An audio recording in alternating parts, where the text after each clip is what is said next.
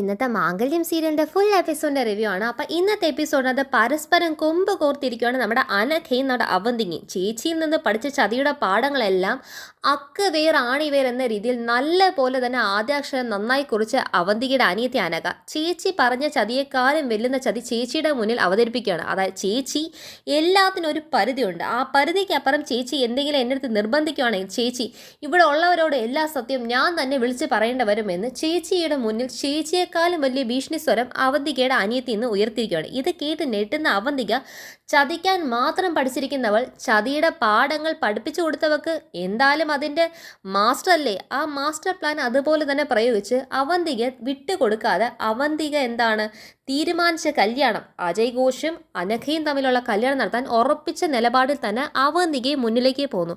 ഇവരുടെ പദ്ധതികളെല്ലാം പൊളിക്കാനായി അനഘയ്ക്ക് വാക്ക് കൊടുത്ത പോലെ നമ്മുടെ അച്ചുവും മീരേട്ടത്തെയും ഒരുമിച്ച് തന്നെ എന്താണ് കൈകോർത്ത് നിൽക്കുന്നതെന്നാണ്.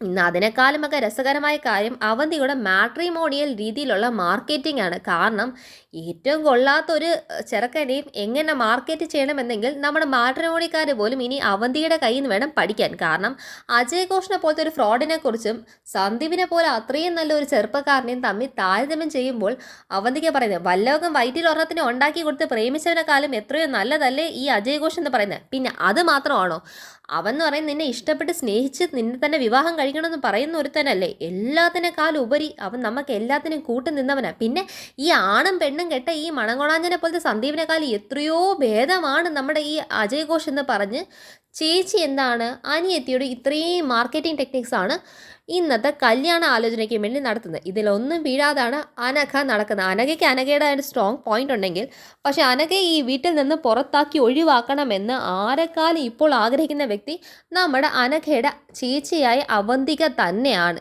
അവന്തികയുടെ മുഖങ്ങൾ വലിച്ചു കീറാൻ അനഘ തന്നെ മതിയാവും ഇനിയുള്ള എപ്പിസോഡിനകത്ത്. അപ്പോൾ നമുക്ക് ഇന്നത്തെ ഡീറ്റെയിൽ റിവ്യൂ നോക്കാം. അപ്പോൾ ഇന്ന് സീരിയൽ തുടങ്ങുമ്പോൾ തന്നെ കാണിക്കുന്നത് നമ്മുടെ എന്താണ് അച്ചു മീരടുത്ത് തമ്മിൽ സംസാരിച്ചുകൊണ്ടിരിക്കുവാണ്. നീ അന്നത്തെ ദിവസം അവരെ ബെഡ്റൂമിൽ വെച്ച് കണ്ടപ്പോൾ തന്നെ ഇവിടെ വീട്ടിലുള്ള എല്ലാവരെയും വിളിച്ചു കൂട്ടി പുറത്താക്കണമെന്ന്, എന്നാൽ തീർന്നേനായിരുന്ന കാര്യങ്ങളെല്ലാം. നിനക്ക് ഇങ്ങനെ കിടന്ന് ടെൻഷൻ അടിക്കേണ്ട വല്ല ആവശ്യമുണ്ടോ എൻ്റെ അച്ചു എന്താണ് പറയുവാണ്. അത് പിന്നെ എന്തോ ചെയ്യാനാണ് മീരടുത്തി, അന്ന് അതൊന്നും ചെയ്യാൻ തോന്നിയില്ല. അങ്ങനെ ചെയ്താൽ ഈ വീട്ടിൽ പെണ്ണിൻ്റെ മാനം തന്നെയല്ലേ പോകുന്നത്. ഞാനൊരു കാര്യം പറയട്ടെ അച്ചു, പിന്നെ ഈ അവന്തികേട്ടത്തിൽ എന്ന് പറയുന്നവരുടെ സ്വഭാവം അത്ര ശരിയൊന്നുമില്ല. നീ പറഞ്ഞൊക്കെ സത്യമാണെങ്കിൽ അയ്യേ അവരുടെ ബന്ധത്തെക്കുറിച്ച് നമുക്ക് ആലോചിക്കാൻ വയ്യ.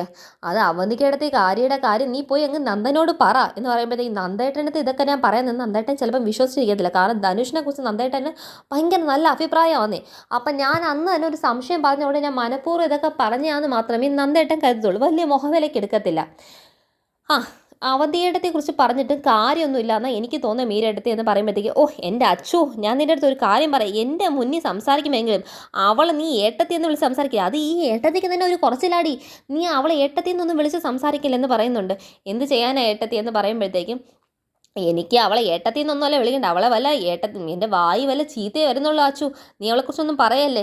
നീ ഒരു കാര്യം ഞാൻ ഒന്ന് പറഞ്ഞു തരട്ടെ നിനക്ക്, നീ ഇതെല്ലാം സ്വന്തമായിട്ട് തന്നെ ഈ ടെൻഷൻസൊക്കെ എടുത്ത് തലയിൽ വെച്ചുകൊണ്ട് നടക്കാതെ നീ ഈ കാര്യങ്ങളൊക്കെ സച്ചിയോട് പറ. നിൻ്റെ മനസ്സിനൊരു ആശ്വാസം കിട്ടും, നിൻ്റെ മനസ്സിന് സമാധാനം. ഒന്നുമില്ലെങ്കിൽ ലാസ്റ്റ് എല്ലാവരും കൈവിടുമ്പോൾ എന്നാണ് ഈ കാര്യങ്ങളിനകത്തൊക്കെ വിശ്വസിച്ച് കൂടെ നിൽക്കാൻ സ്വന്തം ഭർത്താവെങ്കിലും ഉണ്ടെന്നുള്ള ഒരു ആശ്വാസമാവുമല്ലോ.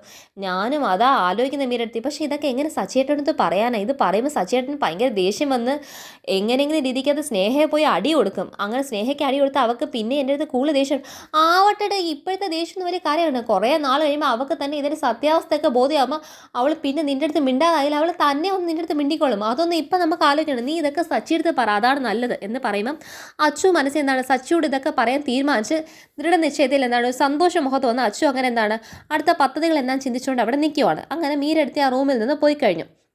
പിന്നെ കാണിക്കാൻ നമ്മുടെ അജയ് ഘോഷ് വിളിച്ച് വരുത്തി നമ്മുടെ അവന്തിക കാറിൽ ഓടിപ്പാഞ്ഞ് എത്തിയിരിക്കുവാണ്. അപ്പോൾ അജയ് ഘോഷ് എന്താണ് അവന്തിക്ക് വേണ്ടി ഒരു വഴി കാത്തിരിക്കുകയാണ്. വന്നോ ചേച്ചി വന്നോ എന്ന് പറയുമ്പോഴത്തേക്ക് എടാ അജയ് ഘോഷേ, ഞാൻ നിൻ്റെ അടുത്ത് ആദ്യം ഒരു കാര്യം മതി, ഇങ്ങനെ നീ ചുമ്മാ വിളിക്കുമ്പോഴെല്ലാം ഓടിപ്പാഞ്ഞ് എത്താനൊന്നും എനിക്ക് പറ്റത്തില്ല. ചേച്ചി സമാനപ്പെടും, ഞാൻ വിളിച്ചതിന് ഒരു കാര്യം, നീ വിളിച്ച കാര്യം എന്തോ പറ. ഞാൻ വിളിച്ചത് ഞാനേ അനക്കെ റോഡ് വെച്ചിട്ടുണ്ട്. ഞാൻ അറിഞ്ഞു, നീ അവളെ കണ്ട കാര്യമൊക്കെ അറിഞ്ഞു. നിനക്ക് ഇച്ചിരി എങ്കിലും ഒരു കോമൺ സെൻസ് ഉണ്ടോടാ? അവൾക്ക് ഒന്നാമത് നിന്നെ ഇഷ്ടമല്ല നിനക്കറിയാം. പിന്നെ അന്ന് ചേച്ചി അപ്പം അവധിയെടുത്ത് ഈ കാര്യങ്ങളോ കല്യാണ കാര്യമൊന്നും അനക്കെടുത്ത് ഡിസ്കസ് ചെയ്തിട്ടില്ലായിരുന്നോ? എനിക്ക് അവളുടെ പെരുമാറ്റത്തിൽ നിന്ന് മനസ്സിലായി അവൾക്ക് ഈ കല്യാണത്തിന് ഒരു സമ്മതം ഇല്ലാന്ന്. ചേച്ചി ഈ കാര്യത്തിനെക്കുറിച്ച് അവതരിപ്പിച്ചിട്ട് പോലും ഇല്ലാന്ന്. നിന്നെ കണ്ടത് നിന്നെ റോഡ് ഷോ കണ്ടിട്ട് അവൾക്ക് നിന്നെക്കാളും ദേഷ്യപ്പോൾ എൻ്റെ അടുത്ത് അത് കൊള്ളാലോ എന്ന് പറയുമ്പോഴത്തേക്ക് ഞാൻ ഒരു കാര്യം മനസ്സിലാക്കി വെച്ചിട്ട് എനിക്ക് ഒരു കാര്യം പറയാം. നിനക്ക് സ്വന്തമായിട്ട് അറിയാലോ അജയേഷേ, നീ വലിയൊരു ഫ്രോഡാണെന്ന് എനിക്കറിയാവുന്നതിനേക്കാൾ നിനക്കറിയാം നീ വലിയ ഫ്രോഡാണ്. അപ്പം നിന്നെ പോലത്തെ ഒരു ഫ്രോഡിനെ കെട്ടാൻ അവൾ തയ്യാറാകും തോന്നുന്നുണ്ടോ? അതാ എനിക്ക് മനസ്സിലായതുകൊണ്ടല്ലേ ഞാൻ ചേച്ചി വിളിപ്പിച്ച. എൻ്റെ അറിവിനകത്ത് അവൾ ഇപ്പം എന്താണ് സന്ദീപിനെ തന്നെ ഇപ്പോഴും മനസ്സിൽ വിചാരിച്ചുകൊണ്ട് സന്ദീപിനെ നഷ്ടപ്പെട്ട സങ്കടം അവൾക്ക് ഇപ്പോഴും മനസ്സിലുണ്ടെന്നാണ് എനിക്ക് തോന്നുന്നത്. അപ്പം സന്ദീപിനെ പോലെ ഒരാൾ അല്ലെങ്കിൽ സന്ദീപിനെക്കാൾ നല്ലൊരു ചെറുപ്പക്കാരൻ അതല്ലേ അവൾക്ക് മനസ്സുകൊണ്ട് ഇഷ്ടപ്പെടുത്തുള്ളൂ. അല്ലാതെ എന്നെക്കാളും നല്ല രീതിയിൽ ഫ്രോഡാന്ന് നിനക്ക് തന്നെ സ്വന്തമായിട്ട് അറിയാവുന്ന നിന്നെയൊക്കെ അവൾക്ക് ഇഷ്ടപ്പെടാൻ സാധ്യതയുണ്ടോ? ഈ ഒരു പ്രശ്നം പരിഹരിക്കാനല്ലേ ചേച്ചി നമ്മൾ സംസാരിക്കുന്നത്. അപ്പം ഞാൻ കാര്യങ്ങളൊക്കെ അങ്ങോട്ടേക്ക് പറയാം. ചേച്ചി ഒരു കാര്യം ചെയ്യണം. ഇനി ചേച്ചി പറഞ്ഞ് അനക്കെ സമ്മതിപ്പിച്ച് അനക്കയുടെ സമ്മതത്തോടു കൂടെയൊക്കെ അവളെ കല്യാണം കഴിക്കാന്നുള്ള പ്രതീക്ഷയൊന്നും എനിക്കിപ്പോൾ ഇല്ല. അല്ലെങ്കിൽ പിന്നെ ഞാനിതും വായി നോക്കി എന്നിട്ട് ചേച്ചി എന്നെയും പറ്റിച്ച് പോകുന്നേ ഉള്ളൂ. അത് മാത്രമല്ല, ചേച്ചിയുടെ അവളിപ്പം ഇടങ്കോലിട്ട് നിൽക്കുവാണെങ്കിൽ നേരെ അനക്ക പോയി സമീപിക്കുന്നത് അടുത്ത സഹായം ചോദിക്കാൻ പോകുന്ന അവളുടെ അർച്ചനയെടുത്തിയാകെ. അർച്ചനയാണെങ്കിൽ ചേച്ചിയുടെ പദ്ധതികളെല്ലാം പൊളിച്ച് മടക്കി അടിച്ചൊടുക്കി തരുമ്പം ചേച്ചി ലാസ്റ്റ് നാണം കെട്ട് അവിടെ മുഖവും തലയും താഴ്ത്തി അവിടെ നിൽക്കും. പിന്നെ അജയഘോഷ് കെട്ടാൻ വന്ന അജയഘോഷിൻ്റെ കല്യാണം മുടങ്ങും. ആ പരിപാടി ഇവിടെ വേണ്ട. ഞാൻ ഒറ്റൊരു കാര്യം തീരുമാനിച്ചു. നാളെ എനിക്കും അനക്കയ്ക്കും തമ്മിൽ 10-നും 10:30-നും 11-നും ഇടയ്ക്കുള്ള ഒരു മുഹൂർത്തത്തിൽ ഒരു വിവാഹം, നമ്മൾ മാത്രമായിട്ടുള്ളൊരു വിവാഹം, അത് ഞാൻ തീരുമാനിച്ചു കഴിഞ്ഞു. അത് നടത്തണമെന്ന് പറയാനാണ് ഇവിടെ വിളിപ്പിച്ചത്. അതെങ്ങനെ നാളെ കൊണ്ട് പറ്റും? നാളെ പറ്റിയേ പറ്റത്തുള്ളൂ. നാളെ ഇത് പറ്റിയില്ലെങ്കിൽ അതിൻ്റെ ഉള്ള ഭവിഷ്യത്ത് എന്താണെന്നുള്ള കാര്യം അവന്തികേട്ടത്തി തന്നെ അറിയേണ്ടി വരും. ഞാൻ പിന്നെ ചേച്ചിയെ കാണുന്ന കൊണ്ടാണ് ഇത്രയെങ്കിലൊക്കെ സൗമ്യതയ്ക്ക് സംസാരിക്കുന്നത്. അല്ലെങ്കിൽ ഇതൊന്നും ആവത്തില്ല എന്ന് എൻ്റെ ഭാഷ എന്ന് പറയുമ്പോഴത്തേക്കും അത് എടിപിടിന്ന് അവൾക്ക് നിൻ്റെ ഇഷ്ടം പോലുമല്ല. എനിക്ക് നീ ഒരു സാവകാശം താ. ഇനി സാവകാശം തന്നിട്ടൊന്നും കാര്യമില്ല. നിങ്ങൾ സാവകാശം കൊണ്ട് നിൽക്കുമ്പോഴത്തേക്കും അർച്ചന ഇത് പൊളിച്ചെടുക്കാനുള്ള നല്ല പദ്ധതിയായിട്ട് വരും. നിങ്ങൾക്ക് അവളുടെ മുന്നിൽ ഒരു ചുക്കും ചെയ്യാൻ പറ്റും. നിങ്ങൾ എല്ലാ പ്രാവശ്യത്തെ പോലെ അവിടെ വായി നോക്കി നിൽക്കും. പിന്നെ അവൾക്ക് സന്ദീപിനെ പോലത്തെ ഒരുത്തനൊക്കെ ഇഷ്ടമാണെങ്കിൽ എന്നാൽ പിന്നെ നിങ്ങൾക്ക് പറഞ്ഞുവിടാൻ. സന്ദീപിൻ്റെ അടുത്ത് വന്നിട്ട് നിങ്ങൾക്ക് വേണ്ടി ആളെ കൊല്ലാനും കൊലപാതകം ചെയ്യിപ്പിക്കാനൊക്കെ വന്നിരിക്കാൻ സന്ദീപിൻ്റെ അടുത്ത് പറഞ്ഞാൽ പോരെ. അങ്ങനത്തെ ഒരു കൊള്ളാവുന്നവനെ നോക്കിയാൽ പോരായിരുന്നു. ഈ അജയഘോഷം നോക്കുന്നതിൻ്റെ പകരം എന്ന് പറയുമ്പം അവന്തിക്ക് അങ്ങ് വളിച്ചു പോയി നിൽക്കുകയാണ്. കാരണം ഒന്നും പറയാനില്ല. പിന്നെ ഞാൻ ഒരു കാര്യം പറയാം. ആ പോലീസുകാരനെ എൻ്റെ കാലിലേക്ക് ഇട്ട് വെച്ച വെടിയുണ്ടല്ലോ, ബുള്ളറ്റ് അങ്ങ് ആഴത്തിലാണ് ഉണ്ടായിരുന്നത്. അത്രയും വലിയ ബുള്ളറ്റൊന്നും കൊള്ളാനേ സന്ദീപൊന്നും വന്ന് നിൽക്കത്തില്ല. ഈ അജയഘോഷ് തന്നെ വരണം അതിനൊക്കെ. അപ്പം പിന്നെ അജയഘോഷിന് അത്ര കൊള്ളത്തില്ല, സന്ദീപിനെ പോലത്തെ ഒരുത്തനാണ് ഏറ്റവും വലിയ ചെറുപ്പക്കാരനൊക്കെ പറയുമ്പം നിങ്ങൾക്ക് വേണ്ടി കൂട്ടി നിന്നവൻ ആരാന്നറിയാം. അല്ലെങ്കിൽ ഇപ്പം ചേച്ചി അനിയത്തെയും കൂടെ കമ്പി എണ്ണി കിടന്നേനെ. പിന്നെ എന്തോ ഇത്ര പറയാനായിട്ടിരിക്കുന്നത്? പിന്നെ അങ്ങനെ ഉണ്ടെങ്കിൽ നീ എന്നെക്കുറിച്ചുള്ള പ്രൂഫൊക്കെ എൻ്റെ കയ്യിൽ താ. പിന്നെ എനിക്ക് വേറൊരു കാര്യം, എനിക്ക് അവന്തിക്ക് തീരെ വിശ്വാസമില്ല. അതുകൊണ്ട് നിങ്ങൾ എനിക്ക് പാര പണിയെന്ന് അറിയുന്നുണ്ട്. നാളത്തെ ദിവസം ഞാൻ പറഞ്ഞ മുഹൂർത്തത്തിൽ എൻ്റെ അനഘയുടെയും കല്യാണം കഴിഞ്ഞതിന് ശേഷം ആ നിമിഷത്തിൽ ഞാൻ നിങ്ങളുടെ കയ്യിലേക്ക് നിങ്ങളെക്കുറിച്ചുള്ള എല്ലാ തെളിവുകളും ഏൽപ്പിക്കും. അതേ എനിക്ക് പറ്റത്തുള്ളൂ. അല്ലാതെ കല്യാണത്തിന് മുന്നേ ഏൽപ്പിക്കുന്ന പരിപാടിയൊന്നും തന്ന് ഈ അജയഘോഷിനെ മണ്ടനാക്കാൻ ചേച്ചി കരുതണ്ട. കാരണം ചേച്ചി പിന്നെ ഏറ്റവും വലിയ ബഹുമെടിക്കല്ലേ എന്ന് പറയുമ്പോഴത്തേക്കും എനിക്ക് എന്ത് ചെയ്യണമെന്നൊന്നും അറിയത്തില്ല, ഞാൻ നോക്കട്ടെ എന്ന് പറഞ്ഞിട്ട് നിങ്ങൾ എന്തെങ്കിലും ഒരു സതിയ വഞ്ചന പറഞ്ഞാൽ അവളെ വീട്ടിൽ നിന്ന് പുറത്തിറക്ക്. നമുക്ക് കാര്യങ്ങൾ അങ്ങനെ സെറ്റാക്കാം. അല്ലാതെ അവളുടെ സമ്മതം കൊണ്ടൊന്നും കല്യാണം നടത്തിയൊന്നും നമുക്കിനി എടുക്കാൻ പറ്റത്തില്ല എന്ന് അവർ തമ്മിൽ ഡിസ്കസ് ചെയ്ത് അങ്ങ് രണ്ടുപേരും തമ്മിൽ പിരിയുന്നു പോവാണ്. പിന്നെ കാണിക്കുന്നത് നമ്മുടെ മീരേട്ടത്തിയും നമ്മുടെ അച്ചുവും തമ്മിൽ സംസാരിച്ചുകൊണ്ടിരിക്കുക. ഈ അവന്തിക പറഞ്ഞ പോലെ അവളുടെ കല്യാണം എങ്ങാണ്ട് നടത്തുമോ അർച്ചു, നമുക്കത് എന്ത് ചെയ്യാനെന്ന് പറയുമ്പോഴത്തേക്കും ചേച്ചി മീരേട്ടത്തി അതിൻ്റെ ഒന്നും ആവശ്യം വരത്തില്ല. കാരണം ഇവിടെ അവന്തികയ്ക്ക് ഒരു കല്യാണം നടത്തണമെങ്കിൽ ഒറ്റയ്ക്കൊന്നും നടത്താൻ പറ്റത്തില്ല. ഇവിടെ വീട്ടിലെല്ലാവരെയും അറിയിപ്പിക്കണം. രഹസ്യമായി വെച്ചൊന്നും ഈ വീട്ടിൽ നിന്ന് ഒരു കല്യാണം നടത്തി വിടാൻ പറ്റത്തില്ലല്ലോ. അപ്പം പിന്നെ അങ്ങനത്തെ ഒരു കാര്യം ഇപ്പോഴത്തേക്ക് നടക്കാൻ പോകുന്നില്ല. അവർ കല്യാണത്തിൻ്റെ കാര്യം വീട്ടിൽ സംസാരിക്കണം. പിന്നെ ബാക്കിയുള്ള കാര്യങ്ങളൊക്കെ ഇവിടെ നടപ്പിലാക്കണ്ടേ. അതിന് മുന്നേ നമുക്ക് ഈ കല്യാണം പൊളിക്കാവുന്നേ ഉള്ളൂ. പിന്നെ ഇവൻ ആരെ കൊണ്ടാണ് കല്യാണം കഴിപ്പിക്കുന്നതൊന്നും നമുക്ക് ഇതുവരെ ഒരു വിവരം അറിഞ്ഞിട്ടില്ലല്ലോ. പിന്നെ അനഘയുടെ ഭാഗത്ത് നിന്ന് നമുക്ക് അത്രയൊന്നും വിട്ടു പറഞ്ഞൊന്നും കിട്ടിയിട്ടില്ല. അച്ചു നീ ഒരു കാര്യം മനസ്സിലാക്കണം. ഇപ്പം അനഘ വന്ന് ഈ വീട്ടിൽ എല്ലാവരും അറിയിപ്പിക്കത്തക്ക രീതിയിലുള്ള കല്യാണമാണെങ്കിൽ എല്ലാവരുമായിട്ട് സംസാരിച്ച് അതിനൊരു തീരുമാനം എടുത്തേനെ. പക്ഷേ അല്ല, നിൻ്റെ അടുത്ത് മാത്രം വന്ന് പറയണമെങ്കിൽ അത് അവളുടെ നിലനിൽപ്പിനും അവളുടെ ചേച്ചിയുടെ നിലനിൽപ്പിനും ഒരു പ്രശ്നമാകും. പക്ഷേ അതിന് മുള്ളിന് വിലയ്ക്കും കേടില്ലാത്ത രീതിയിൽ നിനക്ക് ചെയ്തു തരാൻ പറ്റുമെന്ന് പറഞ്ഞിട്ടല്ലേ നിൻ്റെ അടുത്ത് വന്നിരിക്കുന്നത് എന്ന് അവർ സംസാരിച്ചുകൊണ്ട് ഈ കല്യാണത്തെ കാര്യം സംസാരിക്കുമ്പോഴാണ് നേരെ ചാടി കയറി നമ്മുടെ അനഘ വരുന്നത്. ഏട്ടത്തി ഞാൻ കൂടെ കൂടെ ബുദ്ധിമുട്ടിക്കാമെന്ന് വിചാരിക്കില്ല. എനിക്ക് ഏട്ടത്തിയടുത്ത് പറയാൻ ഒറ്റൊരു കാര്യമുള്ളൂ. ഏട്ടത്തി, ഈ കല്യാണത്തിൻ്റെ കാതിലേക്ക് എങ്ങനെയാണ് ഏട്ടത്തി? എനിക്കറിയത്തില്ല. ചേച്ചിയാണെങ്കിൽ ഇപ്പോൾ എൻ്റെ അടുത്ത് പഴയ പോലെ ഒരു കാര്യം തുറന്ന് സംസാരിക്കുന്നില്ല. ചേച്ചി വരെ സംസാരിച്ചാൽ എനിക്കറിയാം. ചേച്ചിയുടെ അടുത്ത പദ്ധതി എന്താണെന്ന് പോലും എനിക്കറിയത്തില്ല. ചിലപ്പം ചേച്ചി പെട്ടെന്ന് നാളെ ഒരു രാവിലെ ആയിരിക്കും പറയുന്നത് ബാ എന്ന് വിളിച്ചുകൊണ്ട് പോയി കല്യാണം തന്നു. എനിക്ക് പിന്നെ തടയാനോ തടസ്സങ്ങൾ പറയാനോ ഒരു അവസരമില്ല. അങ്ങനെ ഒരു കാര്യമാണെങ്കിൽ ഈ അനഘയുടെ സ്വഭാവത്തിന് അനഘയുടെ വാശി മാത്രം നടന്ന ചരിത്രമേ ഇന്ന് വരെ ഉള്ളൂ. അനഘ 2 വട്ടം കല്യാണ മണ്ഡപത്തിൽ വന്നതാണ്. കല്യാണം നടക്കുമെന്ന് പോലും പ്രതീക്ഷയില്ലാതെ വന്നിട്ട് ആ കല്യാണ മണ്ഡപത്തിൽ നിന്ന് ഇറങ്ങേണ്ട വന്നവളാണ്. ഇനി അതും ഇങ്ങനത്തെ ഒരു തന്നെ കല്യാണത്തിന് വേണ്ടിയിട്ട് ഞാൻ വരാനായിട്ട് ഞാൻ ഒരിക്കലും തയ്യാറാവില്ല. അങ്ങനത്തെ ഒരു കാര്യമാണെങ്കിൽ അനഘ എന്താണ്, ആ ഒരു കല്യാണം നടക്കുന്നതിന് തൊട്ട് നിമിഷത്തിന് മുന്നേ തന്നെ അനഘ ഇല്ലാതായിരിക്കും. അനഘ ആത്മഹത്യ ചെയ്യും. അതാണ് ഏറ്റവും വലിയ കാര്യം. ഇഷ്ടമല്ലാത്തതിൻ്റെ കൂടെ ജീവിതത്തിനേക്കാളും വലിയ ഒരു കാര്യം ഇങ്ങനെ അവൻ്റെ കൂടെ ജീവിക്കുന്നതിനേക്കാളും ജീവിതം വേണ്ട എന്ന് വെക്കുന്നത് തന്നെയാണ് എൻ്റെ അനഘയുടെ മനസ്സ് തോന്നുന്നത്. അനഘയുടെ വാശി മാത്രം നടന്ന ചരിത്രമുള്ളൂ. എൻ്റെ അവസാന പ്രതീക്ഷ അർച്ചനേട്ടത്തി എന്നെ കൈവിടല്ല. അർച്ചനത്തി എങ്ങനെയെങ്കിലും സഹായിക്കണം എന്ന് ഇവർ തമ്മിൽ സംസാരിച്ചുകൊണ്ടിരിക്കുമ്പോഴത്തേക്കും അനഘ കരഞ്ഞുകൊണ്ടൊക്കെ ഇരിക്കുമ്പോഴാണ് ഈ പുറത്തു പോയ അവന്തിക്ക് തിരിച്ചു വരുന്ന അവന്തിക്ക് അനിയത്തി ഇവരുമായിട്ടൊന്ന് സംസാരിക്കുന്ന കാണുമ്പോഴത്തേക്കും കലിയങ്ങ് പോളുവാണ്. ഡി നിനക്കെന്തോടെ ഇവൾമാരോടുള്ള കാര്യം എന്ന് എന്നിട്ട് കൈ പിടിച്ചുകൊണ്ട് നേരെ എന്താണ് അവളെയും വിളിച്ചുകൊണ്ട് മേളത്തെ റൂമിലേക്ക് അനഘയുടെ റൂമിൽ പോവാണ്.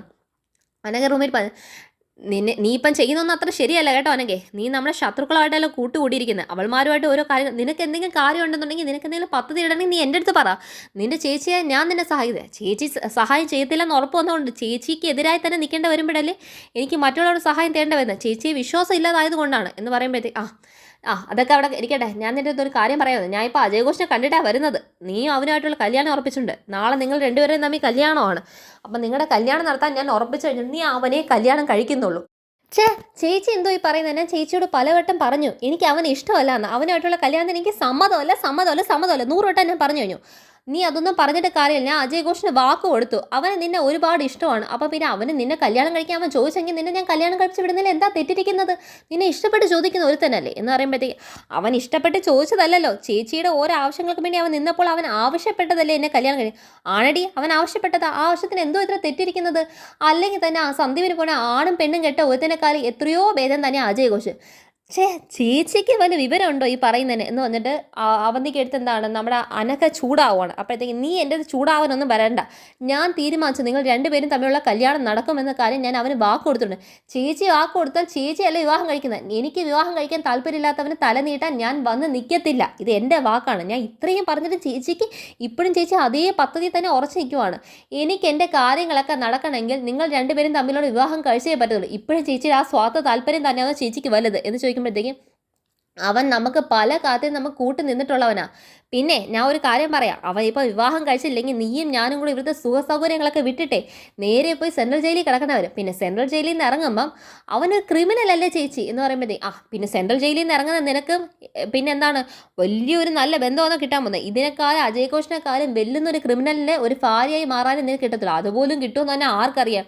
അങ്ങനത്തെ ഒരു കാര്യത്തിനേക്കാൾ നല്ലതല്ലേ. പിന്നെ കൊലപാതകം എന്ന പേരും കൂടെ, കൊലപാതകം നടത്തിയവൾ എന്ന പേരും കിട്ടി ഒരു ക്രിമിനലിനെ, അതിനേക്കാളും വലിയ ക്രിമിനലിനെ കെട്ടുന്നതിനേക്കാൾ നല്ലതല്ലേ. ഇപ്പം അജയ് ഘോഷിനെ നിന്നെ സ്നേഹിക്കുന്നവനല്ലേ. ഒന്നുമില്ലെങ്കിൽ നിനക്ക് വേണ്ടി അവൻ പിറകെ നടക്കുമെന്ന് എനിക്ക് മനസ്സിലായതുകൊണ്ടാണ് അവനോട് നിന്റെ കല്യാണം നടത്തുന്നത്. എത്രയൊക്കെ പറഞ്ഞാലും ഏതോ ഒരുത്തിയുടെ വയറ്റി ഒരു കൊച്ചിനെ ഉണ്ടാക്കി കൊടുത്തുകൊണ്ടിരുന്ന അവനെ കെട്ടാൻ പോയതിനേക്കാളും എത്രയോ ഭേദം തന്നെയല്ലേ അജയ് ഘോഷിനെ കെട്ടുന്നത്. അപ്പം പിന്നെ നീ ഈ കല്യാണത്തിന് സമ്മതിച്ചേ പറ്റത്തുള്ളൂ എന്ന് പറയുമ്പോഴത്തേക്കും പറയുവാണ് അവൻ എത്ര വലിയ ക്രിമിനലാണെന്ന് ചേച്ചിക്കറിയാം. എന്നിട്ടും ഞാനിനി ജയിലിൽ പോകുന്നതാണ് ചേച്ചിയുടെ പ്രശ്നമെങ്കിൽ ചേച്ചി ഒരു കാര്യം ചെയ്യും. ചേച്ചി ചെയ്ത എല്ലാ തെറ്റുകൾക്കും ഉള്ള തെളിവുണ്ടാക്കുക. ഞാൻ ചെയ്തതെന്ന് പറഞ്ഞിട്ടൊരു തെളിവുണ്ടാക്കുക. ഞാൻ എല്ലാ കുറ്റവും ഏറ്റെടുത്തോളാന്നേ. എന്നിട്ട് ഞാൻ അന്തസ്സായിട്ട് പോയി ജയിലിൽ കിടക്കാം.